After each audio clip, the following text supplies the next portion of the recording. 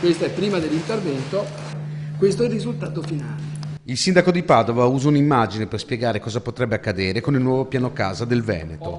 La proposta sarà in Consiglio regionale mercoledì.